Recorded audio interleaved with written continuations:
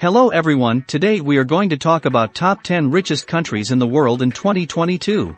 If you are new here, please don't forget to subscribe our channel and press the bell icon for more updates. So let's get started. Number 10, Denmark. Denmark's per capita GDP is $61,478. Its economic model is known as flexicurity, where employers can hire and fire employees as they please. There's no minimum wage, and you can start up a business within hours. On the other hand, the unionization rate is high. And there are a lot of collective agreements between companies and employees. They can get excellent unemployment insurance, though in 6 months, the insurance has halved, and in 2 years it fully runs out. To get this insurance, you must pay a membership to the unemployment funds that are generally controlled by the unions and receive government assistance. Also, there's a social support system in charge of making sure that everyone has the minimum necessary to live. Number 9, San Marino. Per capita GDP of this small landlocked country surrounded by Italy is $61,508. San Marino was a tax haven, but it introduced measures such as forbidding anonymous companies in 2010 and reducing bank secrecy in 2017 to finally be removed from the blacklist. This was a hard blow to San Marino's economy. Between 2008 and 2017, the GDP decreased by 30%, but the country managed to reverse the trend by driving manufacturing and tourism, attracting foreign investment with significantly lower taxes than the rest of Europe, and succeeding in getting companies to open a branch in the country. Even though it's not a member of the European Union, San Marino helps the organization to stop money laundering, and its currency is the euro. Its own national designs are even on the back of his currency as if it were a member of the Eurozone. Plus, it's the only country in the world where there are more cars than people. Number 8, Brunei. Per capita GDP is $64,405, but don't let it fool you. You may think the 460,000 inhabitants live like the Danes, but the truth is, they live humbly because most of the earnings go to the Sultan and his family. They manage the dividends that the main national products, such as oil and natural gas, bring. These are 90% of the GDP. They fund their luxury life with this. For example, the Sultan's Rolls-Royce car is covered in gold, but they provide residents with certain benefits, such as free education and healthcare, subsidized funerals, and low-interest home and car buying, which has resulted in the fact that there's a car for every 2 people just to avoid opposition to the monarchy. So the Sultan can allow himself to try imposing laws inspired by Islamic law, such as the death penalty for adulterers and homosexuals, although international pressure made him take this law back. Number 7, the United States of America. This country has a per capita GDP of $68,309, and is the largest importer and the second largest exporter of goods in the world.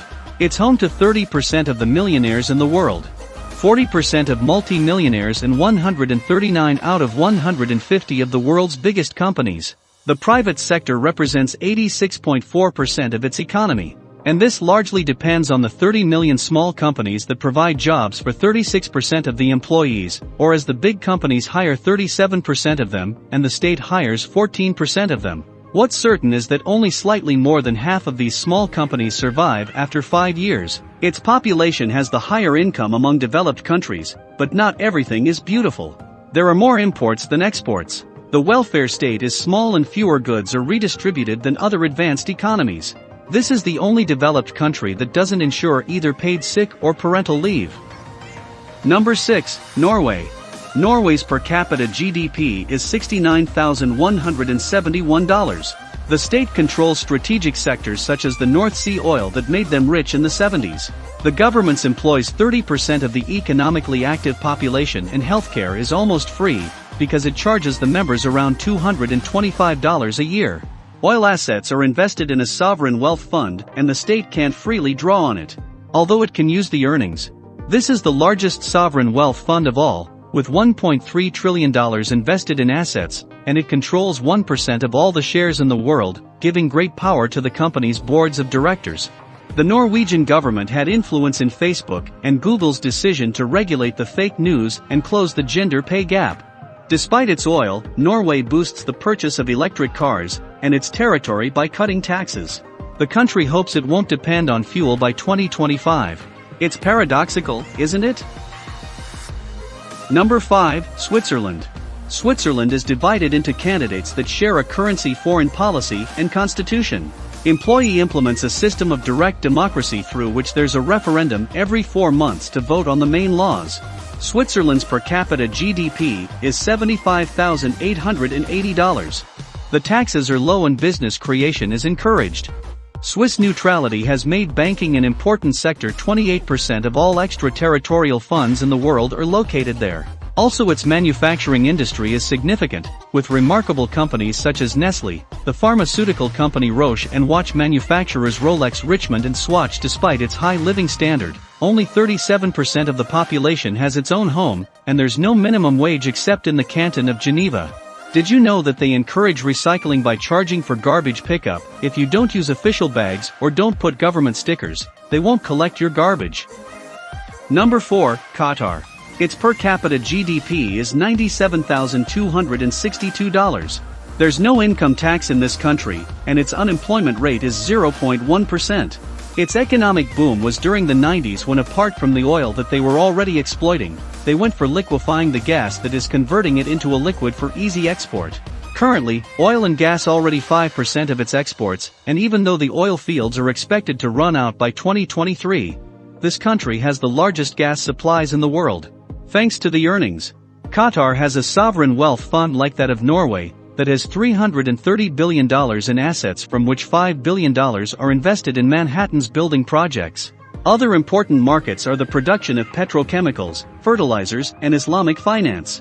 That is, banks that don't invest in activities inconsistent with the Sharia law, such as alcoholic beverages, and that don't charge interests, but a fixed overcharge for credit purchases. Number 3, Ireland. Its per capita GDP is $99,239.1987. This country was open to receive foreign investments, and had a special economic zone with reduced taxes. But its unemployment rate was 17%. As a result of a reduction in the wage tax, and the simplification of labor legislation, multinationals were able to expand their headquarters and hire more people. In 1999, the special economic zone spread to the rest of the country. And now multinationals employ a quarter of the Irish workforce, and pay 80% of the business taxes. In total, 14 out of the 20 leading companies in the country are US multinationals. We can find Apple, Google, Facebook, Intel, Pfizer, and Microsoft. These names won't surprise you if I say that this country is one of the largest exporters of pharmaceutical products, medical equipment, and software. Number 2, Singapore. With $102,742 a per capita GDP. This city-state is a country with the highest percentage of millionaires. 1 in 6 households has $1 million available or more. Also, it's the second busiest port in the world per cargo tonnage. The largest ship repair center and the major oil refiner. 44% of its workforce are foreigners. There's no minimum wage, the income tax is very low, and the duty is practically non-existent. The government forces its population to save a quarter of their salary. They'll use this money for medical emergencies, education, or pensions. To reduce poverty, the state gives the equivalent of about $295 or $740 to the neediest households, covering health and education, plus it gives a voucher worth the equivalent of $122,500 to each citizen who has children, provides poor students with low-cost laptops and refunds for public transport. However, there's no freedom of expression, and there are some strict rules such as forbidding to chew gum, and people can be punished with up to 2 years in prison. Number 1, Luxembourg. The largest per capita GDP in the world is none other than $122,740. The major economic activities are banking and industry, especially steelmaking. This country is the third most competitive financial center in Europe after London and Zurich, and the most important banking center in the Eurozone. Benefits from its political stability, good connections with the rest of Europe, and traditional bank secrecy.